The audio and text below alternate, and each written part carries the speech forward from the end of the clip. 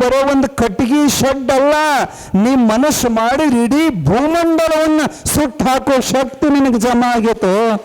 ಹಂಗಂತೇಳಿ ಅಜ್ಞಾನಿಗಳಿಗೆ ಶಾಪ ಕೊಡಬಾರ್ದಪ್ಪ. ಅವು ಬುದ್ಧಿಗೇಡುಗಳು, ಅವಕ್ಕೆ ಗೊತ್ತಾಗೋದಿಲ್ಲ, ಅವು ತಪ್ಪು ಮಾಡ್ಯಾವಂತೇಳಿ ನಾವು ಅವ್ರಂಗನ ನಾವು ಆದ್ರೆ ನಮಗೂ ಅವ್ರಿಗೂ ಏನು ವ್ಯತ್ಯಾಸ ಐತಿ? ಅವಾಗ ಅವ್ರಿಗೆ ತಮ್ಮ ತಪ್ಪಿನ ಅರಿವಾತಂತ, ತಪ್ಪಾತ್ರಿ ಅಜ್ಜ ನನ್ನ ಕ್ಷಮಾ ಮಾಡ್ರಿ ಅಂತ ನಮಸ್ಕಾರ ಮಾಡಿದರು.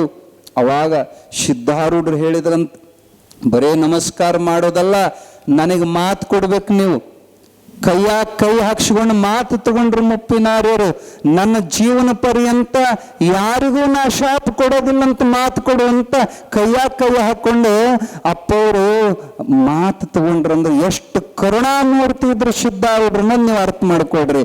ಯಾರಿಗೂ ನೋವಾಗಬಾರ್ದು. ಅವ ಪಾಪಿ ಇರುವಲ್ನ್ಯಾಕ, ದುಷ್ಟ ಇರುವಲ್ನ್ಯಾಕ, ನಾನಷ್ಟ ಅಲ್ಲ ನನ್ನ ಶಿಷ್ಯರಿಂದನೂ ಯಾರಿಗೂ ನೋವಾಗಬಾರದು.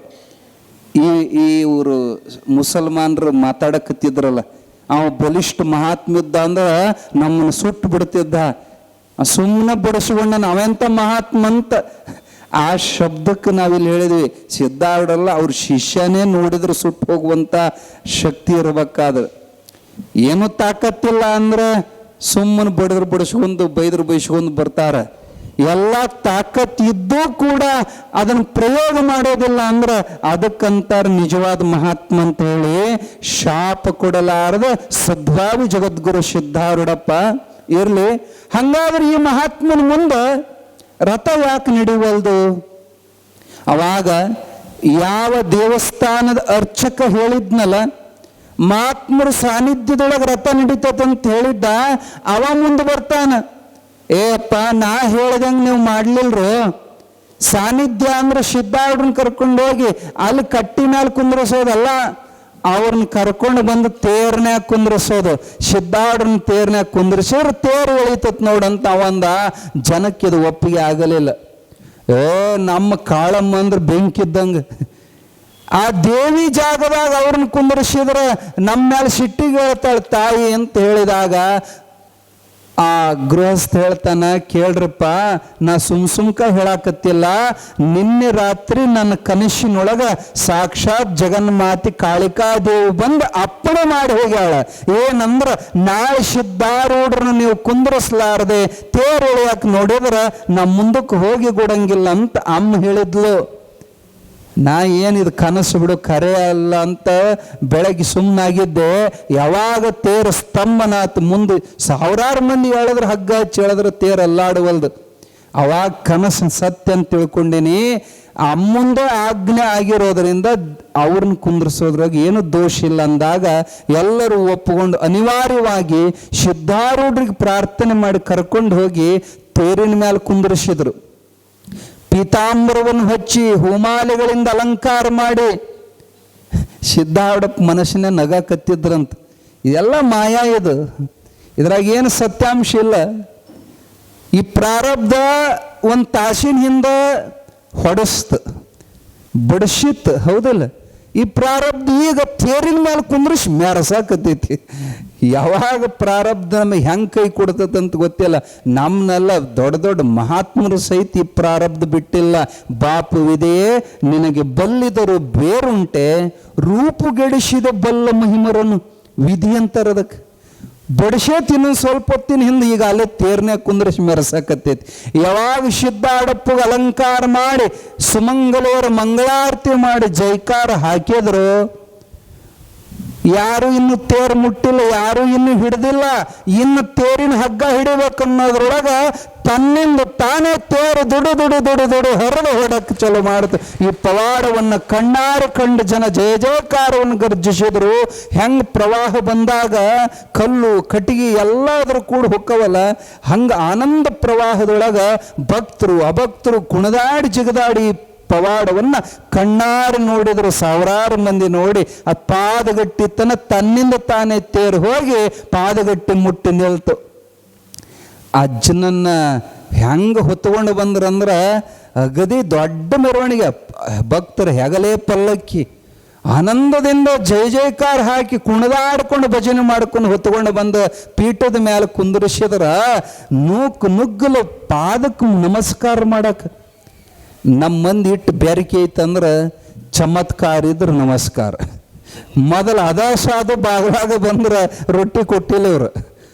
ಈಗ ನೋಡ್ಬೇಕು, ತಿಕ್ಕ್ಯಾಡಿ ಗುದ್ದಾಡಿ ಪಾಳೆ ಹಚ್ಚಿ ಅವ್ರ ಪಾದ ಮುಟ್ಟಕ್ಕಿಷ್ಟು ಗದ್ದಲಾಯ್ತು. ಅಪ್ಪೋರ್ ಒಳಗೆ ನಗುತ್ತಿದ್ರಂತ. ಏನು ಇದ್ರಾಗ ನಂದೇನಿಲ್ಲ, ಇದೆಲ್ಲ ಈಶ್ವರಿ ಮಾಯಾ ಐತಿ. ಈ ಮಾಯಾ ಆಟದೊಳಗೆ ಇದು ನಡೆದತಿ. 76,000 ನಾಡಿಗಳಿಂದ ಕೂಡಿದ ದೇಹವೇ ರಥ. ಆತ್ಮನ ಹೊರತು ರಥ ಚಲಿಸಲಾರದು ಅಂತ ಆತ್ಮ ಇದ್ರೊಳಗೆ ಪ್ರವೇಶ ಆಗಿ ನಾನು ಇಳಿಯೋ ತೇರು ಹತ್ತಿಲ್ಲ, ಕಾಯಂ ಈ ದೇಹ ಅನ್ನೋ ರಥದ ಮ್ಯಾಲ ಆರೂಢನಾಗಿದ್ದೇನೆ ಅಂತ ಅಲ್ಲೂ ಸಹಿತ ಆತ್ಮಾನುಸಂಧಾನ ಮಾಡ್ಕೊಂಡು ಸಿದ್ಧಾರ್ಥ ಕುಂತಿದ್ರು. ಎಲ್ಲ ಗದ್ದಲ ಮುಗಿದ ಮೇಲೆ ಅಜ್ಜವ್ರನ್ನ ಗೌರವದಿಂದ ಕರ್ಕೊಂಡು ಬಂದ ಚಿದ್ಘನಾನಂದ ಸಮಾಧಿಗೆ ಅಪ್ಪವ್ರನ್ನ ಬಿಟ್ರು. ಇವರ 6 ಮಂದಿ ಮುಸಲ್ಮಾನರು ಕಣ್ಣಾರೆ ಈ ಪವಾಡ ನೋಡಿದಂಥವ್ರು ಪಶ್ಚಾತ್ತಾಪದಿಂದ ಹೊಳ್ಳಿ ಎಲ್ಲಿಗೆ ಬಂದ್ರಂದ್ರೆ ಯಾವ ಚಿದ್ಘನಾನಂದ ಸಮಾಧಿಗೆ ಬಂದು ದಂಡವತ್ ಸಾಷ್ಟಾಂಗ ನಮಸ್ಕಾರ ಮಾಡಕತ್ತರು. ಸಿದ್ಧಾರೂಢಪ್ಪವ್ರಂದ್ರು, ಭಾಳ ಚಲೋ ಆತಪ್ಪ, ಒಳ್ಳೆ ಟೈಮಕ್ಕೆ ಬಂದ್ರಿ. ಆಗಲೇ ನೀವು ಒಗದು ಹೋಗಿದ್ರಲ್ಲ ಕಲ್ಲ, ಅಲ್ಲೈತ್ ನೋಡ್ರಿ, ತಗೊಳ್ರಿ ನಿಮ್ಮ ಕೆಲಸ ಚಲೋ ಮಾಡ್ರಿ, ಇನ್ಯಾರು ನಿಮಗೆ ಕಾಡೋದಿಲ್ಲ ಅಂತ ಹೇಳಿದಾಗ ಅವರಿಗೆ ಕಣ್ಣಾಗ ನೀರು ಬಂದು ಪಾದ ಹಿಡಿದು ಅಳಾಕತ್ತರು. ಕ್ಷಮ ಮಾಡ್ರಿ ಸ್ವಾಮಿಗಳೇ, ನಮಗೆ ನೀವು ನೋಡಕ್ಕೆ ಹುಚ್ಚರಗತ್ತೆ ಕಂಡ್ರಿ, ನಿಮ್ಮ ಪವಾಡ ಕಣ್ಣಾರೆ ನಾವು ನೋಡಿದ್ವಿ, ದಯವಿಟ್ಟು ನಮ್ಮನ್ನು ಕ್ಷಮ ಮಾಡ್ರಿ, ನಮ್ಮ ತಪ್ಪಿಗೆ ಪ್ರಾಯಶ್ಚಿತ್ತ ಮಾಡ್ರಿ, ಏನಾದರೂ ನಮಗೆ ಶಿಕ್ಷೆ ಕೊಡೋತನ ನಿಮ್ಮ ಪಾದ ಬಿಡೋದಿಲ್ಲ, ಏನಾದರೂ ನಮಗೆ ಶಿಕ್ಷೆ ಕೊಡ್ರಿ ಅಂತ ಬೇಡ್ಕೊಳಕತ್ತಿದಾಗ ಸಿದ್ಧಾರೂಢಜ್ಜ ಅಂತಾರೆ, ಹಂಗಾದ್ರೆ ನಾನು ಒಂದು ಶಿಕ್ಷೆ ಕೊಡ್ತೀನಿ ನಿಮಗೆ, ಅದನ್ನು ನೀವು ಅವಶ್ಯ ಪಾಲಿಸಬೇಕು. ಅವ್ರು ಎಷ್ಟು ಬದಲಾಗಿದ್ದರಂದ್ರೆ, ಅಜ್ಜ ನೀವು ಈಗ ಹೋಗಿ ಬಾವಿಗೆ ಹಾರಂದ್ರೆ ಬಾವಿಗೆ ಹಾರ್ತೀವಿ, ನಿಮ್ಮ ಮಾತೆ ನಮಗೆ ವೇದವಾಕ್ಯ ಅಂತಂದಾಗ ಸಿದ್ಧಾರೂಢರಂತಾರ, ಏನಿಲ್ಲಪ್ಪ ನಿಮಗೆ ನಾ ಕೊಡೋ ಶಿಕ್ಷೆ ಏನಂದ್ರೆ ಇವತ್ತಿನಿಂದ ಸಾಯೋತನ ನಿಮ್ಮ ಬಾಯಾಗ ಶೆರೆ ಹಾಕೋಬಾರ್ದು, ಇದೇ ನಾನು ನಿಮಗೆ ಕೊಡೋ ಶಿಕ್ಷೆ. ಬಿಟ್ಟು ಬಿಡ್ರಿ ಚಟ, ಕುಡಿಯೋ ಚಟ ಬಿಟ್ಟು ಬಿಡ್ರಿ ಅಂತ ಹೇಳಿದಾಗ ನಡುವೆ ಬರಬಾರದು. ಅವರು ಪಶ್ಚಾತ್ತಾಪ ಆಯಿತು.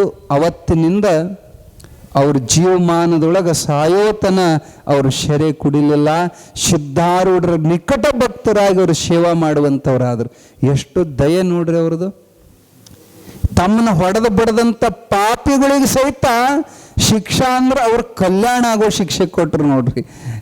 ಹಿಂಗೆ ಪ್ರಪ್ರಥಮದೊಳಗೆ ಯಾವಾಗ ಕಾಳಿಕಾದೇವಿ ಅವ್ರನ್ನ ಪ್ರಚಾರ ಮಾಡೋದಕ್ಕೆ ಮೊದಲು ಕಾಳಿಕಾದೇವಿ, ರಥ ಬಿಗಿ ಹಿಡೋದಕ್ಕಿನೂ ಆಕೆನೇ, ಆಮ್ಯಾಲ ಸಿದ್ಧಾರೂಢನ ಕರೆಸಿದಕ್ಕಿನೂ ಆಕೆನೇ, ಅಪ್ಪನ ಮಹಿಮೆಯನ್ನು ಲಕ್ಷಾಂತರ ಮಂದಿಗೆ ಪ್ರಚಾರ ಮಾಡೋಕ್ಕೆ ಮೊಟ್ಟ ಮೊದಲಿಗೆ ಕಾಳಿಕಾದೇವಿ. ಹಳೆ ಹುಬ್ಬಳ್ಳಿ ಇವತ್ತಿಗೂ ಐತೆ ಅಮ್ಮನ ಗುಡಿ, ಇವತ್ತು ಅಜ್ಜ ಕುಂತ ತೇರು ನೋಡಕ್ಕೆ ಸಿಗ್ತೈತಿ ಅಂತ ಕಾಳಮ್ಮ. ದೇವಿ ಪುರಾಣ ಓದೋರಿಗೆ ಒಂದು ಶಬ್ದ ನೆನಪು ಮಾಡ್ತೀವಿ, ಅದ್ರಾಗ ಹೇಳ್ತಾಳೆ ಜಗನ್ಮಾತೆ ದೇವಿ. ದೇವಿ ಬಗ್ಗೆ ಶಿವ ಹೇಳ್ತಾನ, ಎನ್ನ ಬಲ್ಲವರಾರು ಋಷಭನೇ, ಎನ್ನ ಮುಂದಕ್ಕೆ ತಂದು ಲೋಕಕ್ಕೆ ಎನ್ನ ದೈವವ ಮಾಡಿದೊಡೆ ನಾನಾದ ಪರದೈವ, ಇನ್ನು ವಿಷ ಕುಡಿದುಳಿದೇನೆ ನಾನು, ಇನ್ನು ಪಾರ್ವತಿ ತಾಳಿ ಮಹಿಮೆದಲ್ಲಿ ಇನ್ನು ಉಳಿದೆ ನಾನು ಉಳಿಯಲುಂಟೆ ಎಲ ಋಷಭ ಎಂದ. ಅಮ್ಮ ಶಿವ ಹೇಳ್ತಾನ, ಎನ್ನ ಬಲ್ಲವರಾರು ಋಷಭನೇ, ನಾನು ಮೊದಲ ನಿರ್ಗುಣ ನಿರಾಕಾರ ನಿರಂಜನ ಇದ್ದೆ, ಯಾರಿಗೂ ಗೊತ್ತಿರಲಾರ್ದಂಥ ನಿರವಯವ, ನನಗೆ ಅವಯವ ಇದ್ದಿಲ್ಲ, ಆಕಾರ ಇದ್ದಿದ್ದಿಲ್ಲ. ಸರ್ವಂಗೆ ಸರ್ವೇಶ ಸರ್ವಜ್ಞ ಸರ್ವನಿಯಾಮಕತ್ವ ಅಹುದು ಆರಬಲದಿ ಆ ಸರ್ವಮಂಗಳೆ. ಆಕೆ ಅದಾಳಂತೇಳಿ ಶಿವ, ಆಕಿಲ್ಲ ಅಂದ್ರೆ ಅವನಿಗೆ ಆಕಾರನೇ ಇಲ್ಲ.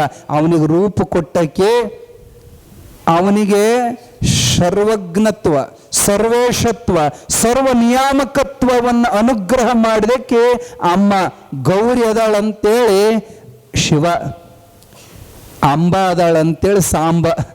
ಅಂಬ ಇಲ್ಲ ಅಂದ್ರೆ ಸಾಂಬನೇ ಇಲ್ಲ, ಅವನಿಗೆ ಆಕಾರನೇ ಇಲ್ಲ. ಭಾಳ ಮಂದಿ ತಪ್ಪು ತಿಳ್ಕೊಂಡಾರ. ಅರ್ಧನಾರೀಶ್ವರ ಶಿವ ತನ್ನ ಅರ್ಧ ದೇಹವನ್ನು ದೇವಿಗೆ ಕೊಟ್ಟ ಅಂತ. ದೇವಿಯಿಂದನೇ ಅವನಿಗೆ ಶರೀರ ಸಿಕ್ಕಿದ್ದು. ಇರಲಿ, ಹೆಂಗೆ ಶಿವನ ಪ್ರಕಟ ಮಾಡಿದಕ್ಕೆ ಜಗನ್ಮಾತೆ ಆದಿಶಕ್ತಿನೋ ಅದರಂತೆ ಹುಬ್ಬಳ್ಳಿ ಒಳಗೆ ನಡೆದಾಡೋ ಶಿವ